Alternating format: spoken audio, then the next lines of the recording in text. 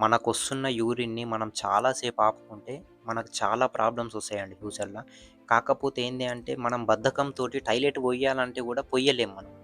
Toilet పొయ్యాలంటే ఎందుకు ఇప్పుడే పోసుడు, కొద్దిగా అయినంకెళ్ళి పోతా ఆపుకుంటా అని చెప్పి ఆపుకుంటారు.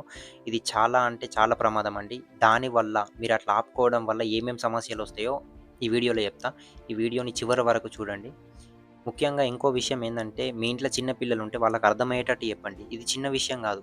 టాయిలెట్ వచ్చిన వెంటనే పొయ్యాల. అది ఆపుకోవడం అనేది చిన్న విషయం గాదు. మీరు యూరిన్‌ని ఎక్కువ సేపు ఆపుకోవడం వల్ల మూత్రనాళంలో ఇన్ఫెక్షన్ అయితది. దీనిని యూటీఐ అని అంటారు. చిన్న పిల్లలు గాని, పెద్దవాళ్ళు గాని అప్పుడప్పుడు వాళ్ళకి జరమొస్తది. ఎందుకు అంటే దానికి కారణం ఇదే.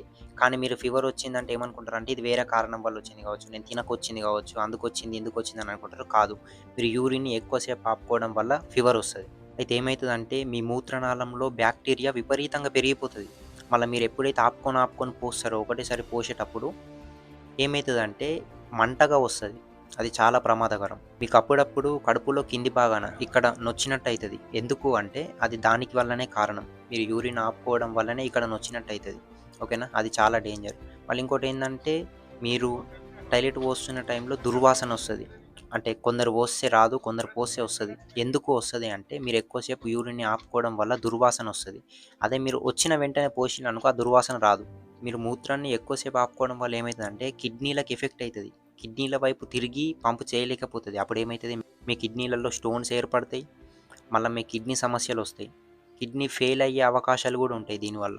మూత్రాశయం పూర్తిగా నిండిపోవడం వల్ల మీకేమైతదంటే కడుపు దిగువ భాగంలో నొప్పి ఏర్పడతది.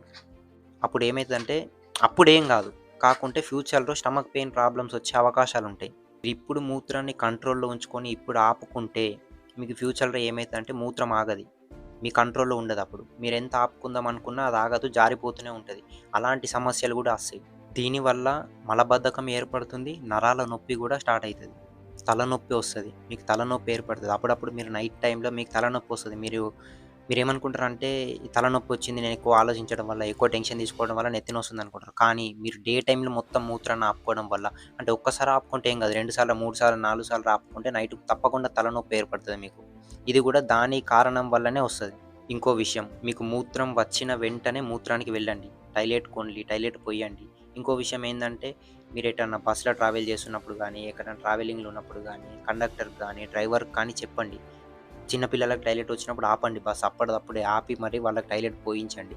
అలానే ఆపుకో బస్ స్టాండ్‌లో పోయినంకెళ్ళి పోద్దామని మాత్రం ఎప్పుడు చెప్పకండి. మూత్రాన్ని ఆపుకోవడం చిన్న విషయం అనిపించొచ్చు. కానీ అది నెమ్మదిగా మీ ఆరోగ్యాన్ని నాశనం చేస్తుంది. దీన్ని ఇగ్నోర్ చేయకండి. మీ